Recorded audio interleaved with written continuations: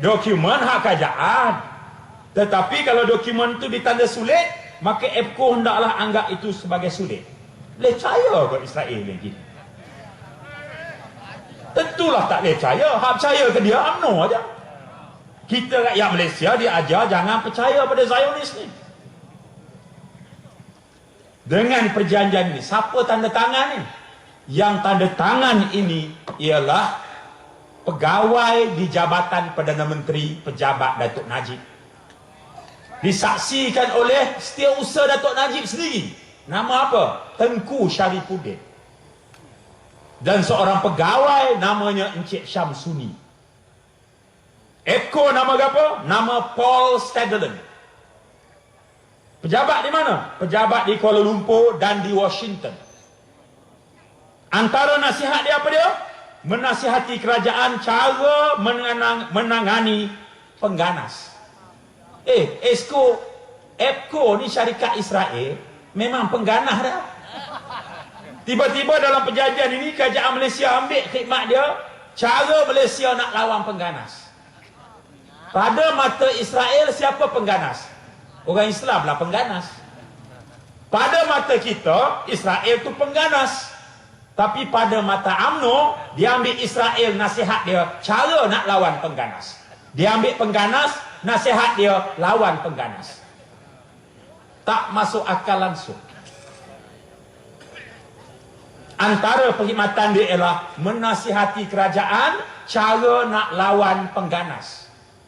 Ambil Israel, nasihat Datuk Najib lawan pengganas.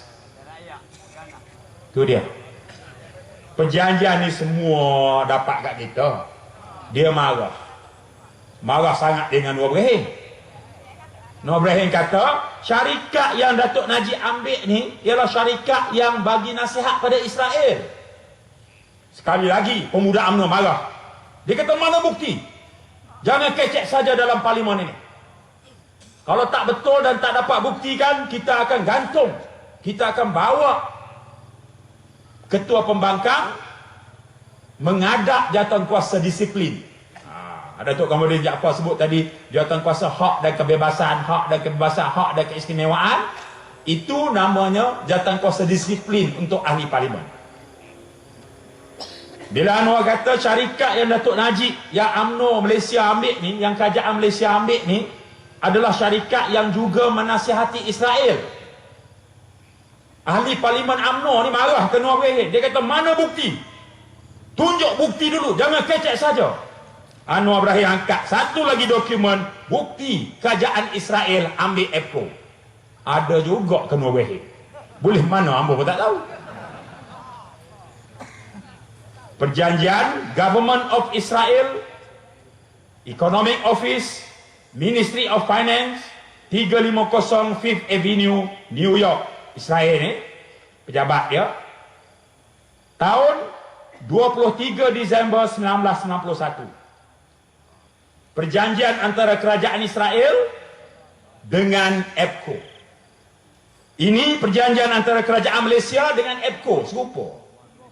Anwar Ibrahim kata, kerajaan Malaysia ambil EPCO, kerajaan Israel ambil EPCO. Marah orang UMNO dalam parlimen. Anwar Ibrahim tunjuk dokumen kerajaan Malaysia dengan EPCO, kerajaan Israel dengan EPCO. Ada belakang.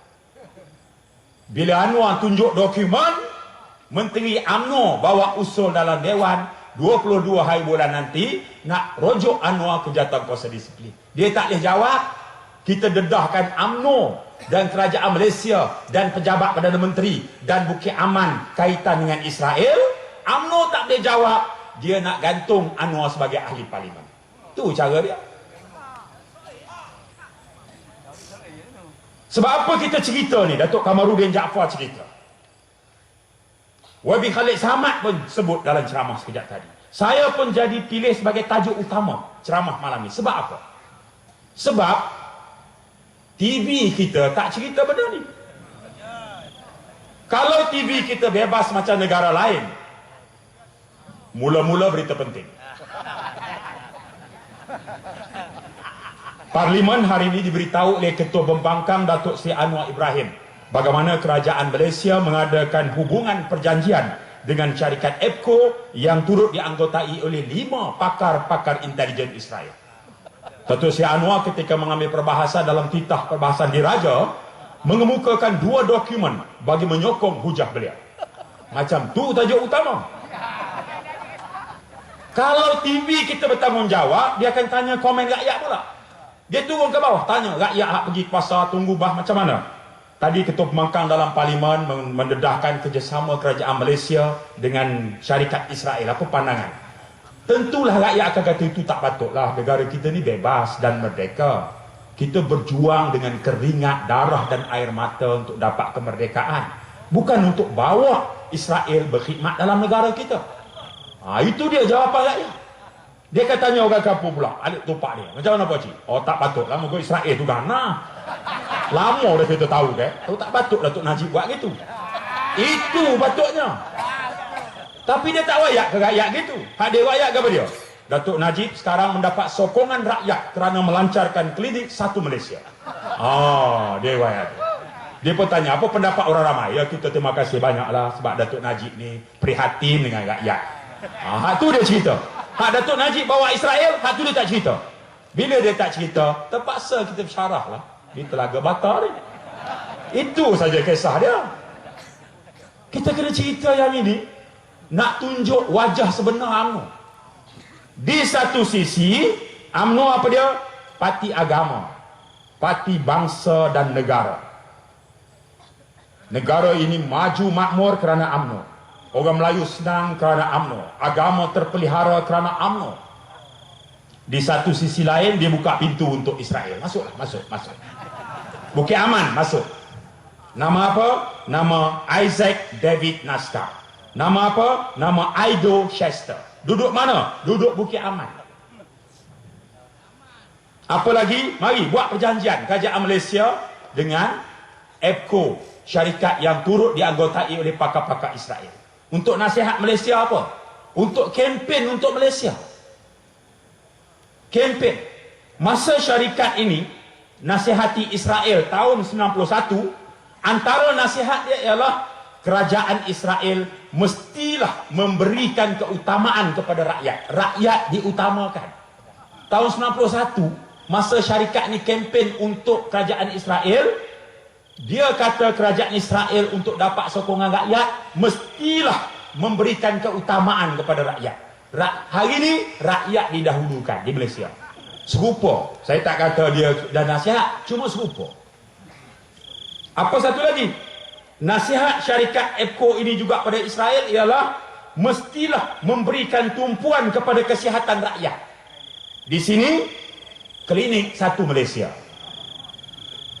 Serupa, tapi tak sama. Serupa, tapi tak sama. Ini dia.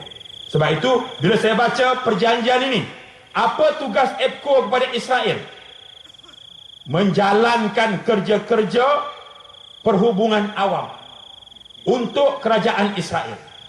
Apa juga saya baca untuk dokumen perjanjian kerajaan Malaysia dengan EPCO? Menjalankan kempen komunikasi dan public affairs, hubungan awam untuk kerajaan Malaysia. Serupa.